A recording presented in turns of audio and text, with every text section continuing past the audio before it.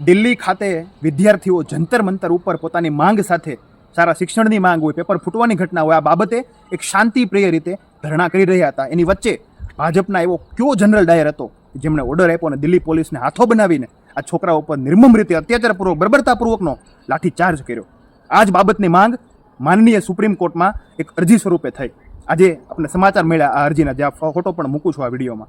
તો માનનીય ન્યાયાધીશ, સુપ્રીમ કોર્ટ જસ્ટિસના મુખ્ય ન્યાયાધીશે એવું કીધું કે આ બાબતમાં અમને કોઈ રસ છે નહીં. એ અરજી શું હતી? એ અરજ કરતાં એવી વાત કરી હતી કે જે રીતનો લાઠીચાર્જ થયો છે આ શાંતિપ્રિય ધરણાના વિરુદ્ધમાં, તો એ પોલીસની ભૂમિકા ઉપર, રણનીતિ ઉપર જવાબદારી અને એમના ઉપર શું હોય, તાત્કાલિક સુઓ મોટમના માધ્યમથી એ અરજી થઈ હતી. પરંતુ બહુ દુઃખ સાથે જણાવવું પડે છે કે ભારત દેશની સર્વે હરવા કરતાં ન્યાયપાલિકા, ચીફ જસ્ટિસ ઓફ ઇન્ડિયા, એમની પાસે તમામ પાવર છે.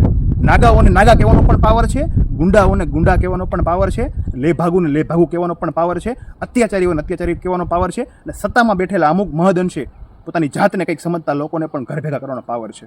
દુઃખ એ થાય છે કે એ એના પાવરમાંથી ક્યાંક ને ક્યાંક જવાબદારીમાંથી છટકે છે.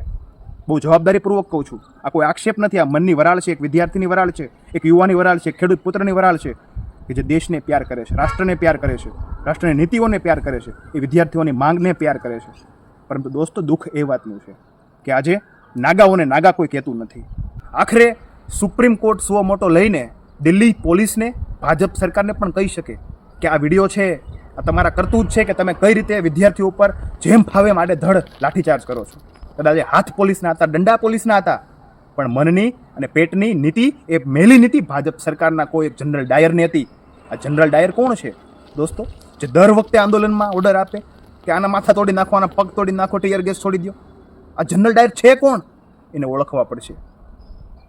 અંગ્રેજો જતા રહ્યાના 77 વર્ષ થઈ ગયા, પણ હાલના સમયમાં પણ આપણી વચ્ચેના જ કોઈ ત્યાં સંસદમાં બેસીને જનરલ ડાયરની ભૂમિકા ભજવતા હોય તો દેશે જાગૃત બનવું પડશે. આવનાર સમયમાં જવાબદારી તો માંગવી પડશે, કારણ કે આ દેશ લોકશાહીથી ચાલે છે, ભાજપની ઠોકશાહીથી નહીં. આ વાત સમજાવવા માગું છું.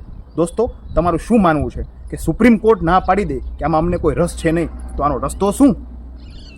કે દેશનો પ્રમુખ ન્યાયિક સંસ્થા, જે સંસ્થાને બેસાડી છે એટલા માટે કે જે ખોટાને ખોટું અને સાચાને સાચું કહેવા માટે, એ એમ કે અમને રસ છે નહીં, તો જવું ક્યાં? આખરે દેશના નાગરિકને જવું ક્યાં? કોની પાસે ન્યાયની અપેક્ષા રાખવી? તમારું શું માનવું છે ખાસ અને ખાસ કોમેન્ટ કરજો. અને મારી વાત દેશના દરેક યુવા, વિદ્યાર્થી, ખેડૂતો, વંચિતો, દરેક લોકો સુધી પહોંચાડજો કે મારી વાત સાચી કે ખોટી. તમારા મંતવ્ય જરૂરથી આપજો. જય હિન્દ, જય ભારત. હું છું આપનો દોસ્ત યશકુમાર સોજીત્રા.